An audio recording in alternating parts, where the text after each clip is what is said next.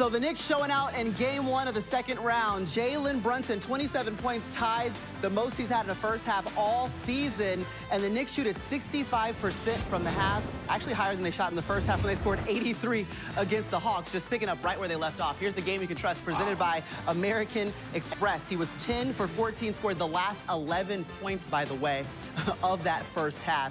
More than impressive was JB in that first half. Welcome back inside the studio. Maria Taylor, the Hall of Famers here. Tracy McGrady, Vince Carter, and Carmelo Anthony. Let's just start with JB, because the stars were going to show up. You want Melo to go first? And what we saw? What did you see from JB in that first half? I saw from the beginning of the game, JB looking like he's ready to get this game over with. He started off the game aggressive. We all know he lead the first quarter in points in the NBA, and he showed that today. 27 points in the first half. Philly didn't have an answer for JB in this first half. When they switched, he's hunting the switch. He's hunting Joel Embiid on the switch. He took a page out of Atlanta book from last series and he applied it to this book right now. And so we're gonna hunt Joel Embiid off of those pick and rolls. If you want to sit back in that drop on Jalen Brunson, then Jalen Brunson gonna live in there all day long. For me, it's where's the physicality, right? Where's the pressure? He was getting everything and anything he wanted. And it's not, and on the Philadelphia side, on the offensive side, it's not like they played bad, because they had 4 guys in double figures. It's just, they had somebody on the other side that was amazing and really just took advantage of everything that they gave him. I looked for Philly to be extremely physical with him in the second half to kind of cut that water off and see if somebody else could beat him, because right now he's rolling. And here's the other thing. When the Knicks played the Hawks, they made sure Brunson had to guard on the other end to take away some of that. Good call. Yeah. Right now, Jalen Brunson sits in the corner while they're featuring Joel, which I understand, but at some point you have to make him guard, because if not, he's good and fresh to go on the other end, and you're seeing the effects of that. Well, this is why he got 27 points. And this is why the Knicks got 30 paint points too, right? 30-plus paint points. Well, they just dominating the whole game. Offensively, defensively, they more aggressive than Philly.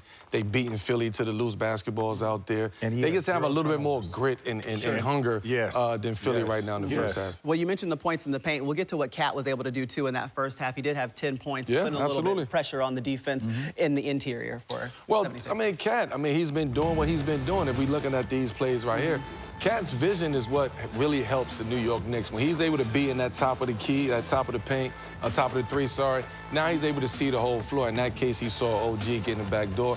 And this is Golden State offense right here. You just set the up screen, and one guy cut to the basket, one guy pops. So we're going to play that little two-man game on here. And here, I pass the ball. I got you guys open.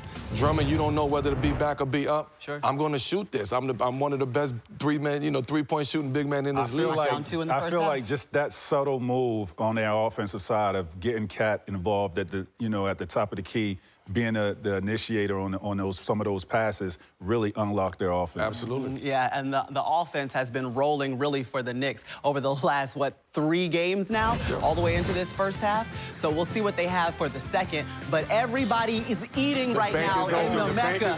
Just throw it up. Show you guys that the static exists. And Melo, you already speak to it a lot. Just when these two teams meet, the rivalry is already there. Like, we don't even have to bring it up, right? You're watching. I'm watching, my bad. I'm sorry. He's ready to play. I am ready to play. But no, the history is there. It's no fluke. We've seen it. We saw those highlights. We saw the couple scuffles. We see the dirty play, on Mitchell Robinson. And now you get an opportunity to come back, get healthy. Now this matchup is what you wanted. This matchup is what the Knicks wanted. This matchup is what Cat wanted and Mitchell Robinson wanted. And I'm sure Jalen Brunson wants this matchup too. So I always, I said it earlier that PG is the X factor in this series. So there's a couple things to look forward to. You have Cat versus Joel.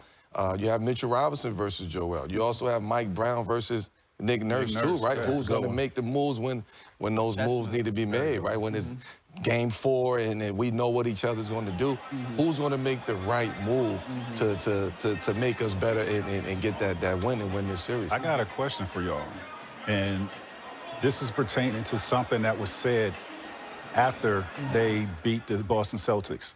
Do you think this would have any impact on this series what Jaylen Brown said about Joel Embiid with the flopping? You think the NBA or in the referees would take heed to any of that? Absolutely, because they're in New York, so they'll be there to see it. Yeah, I mean, I'm sure they paid attention to that. They was probably watching, you know, the Boston series with the Sixers. So it's going to be a lot of, you know, eyes on that type of play. Can I ask you, I want you guys to focus in. I want us to really hone in on the stars here. Yes. You're Tyrese Maxey. Yes. You're coming into the Garden.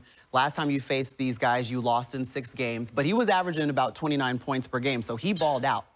But the focus has to be what? Like, what is Tyrese telling himself when he's going into the locker room? How does he have to perform? You are that guy. Yeah. You don't take a back seat to Joel. Okay. You know, you're doing it as a tandem, 1A and 1B, but you go out there and you lead your team as if Joel is not there, because all year he was that guy. Yeah. And they've coexisted. The one game, Joel's first game, I thought that's when he was hesitant, and we didn't see the best version of Tyrese Maxey. But it's funny you say that, because remember we interviewed PG after Game 6, and he said he went in the locker room, Yeah. he looked at Tyrese, and he said, you can't just shoot, was it 9 shots or something like that? He's like, that can't be 3 you. in the first half. Yeah, we need you to shoot more. We need you to really be hunting your shots. And so, but he changed that in Game 7. Yeah, well, he's not going up against, you know, Peyton Pritchard in this series, not to disrespect Peyton Pritchard or Derek White. This is Jalen Brunson, right? This is a different beast. Yeah. So that challenge presents, like that matchup presents a different challenge.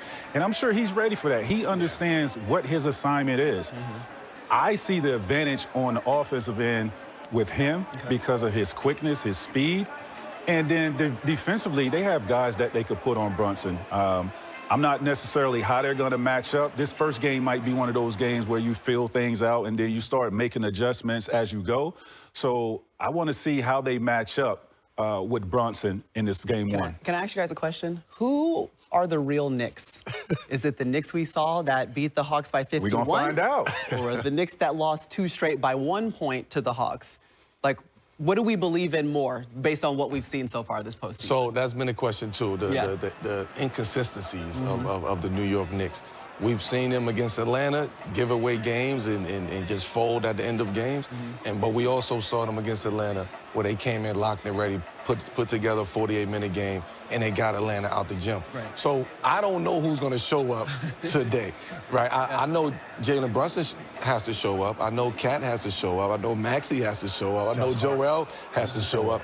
And also, Mikal has to show up. There's no more, we can't have 2-3 games where he's just in his own mind and trying to figure it out. Mikal have to come to play this series because Philly got dogs over there, and they're going to challenge Mikal over there. And say this, it's not just Mikal showing up to be, you know, impactful offensively. Like, we want you to be impactful on the defense. Absolutely. If you're not making your shots, you have the skill set, you have the ability to impact the game in other areas. So we're fine with you not making shots, but just impact the game in other areas. There's 2 things I love about this series, what we're going to see. After the Sixers beat the Celtics, Joel came over there, dapped everybody up. He came to you and said, what? I'll see you at the Garden. You know, and I love that. Now, I read a quick blurt from Cat. And in the interview, he said, hey, y'all don't sell your tickets. Y'all need to come there to be there. And I love it. He's telling the fans, oh, you need to come see this. BC, it's static. It's static. I love it. There's nothing but love between New York and Philly, but right now, between this little rectangle, it goes down to the basketball fan. This is it. Basketball fan. Yes. This matchup is what you want. Get closer to the camera so you can tell. Get a little bit closer to the camera. I don't think they can see you. NBC family. You are a basketball fan, right? NBA playoffs are back. The second round is about to start. We're talking about the New York Knicks and the Philadelphia 76ers. And where we at? We're going to be in the Garden, baby. That's right. The Mecca of basketball.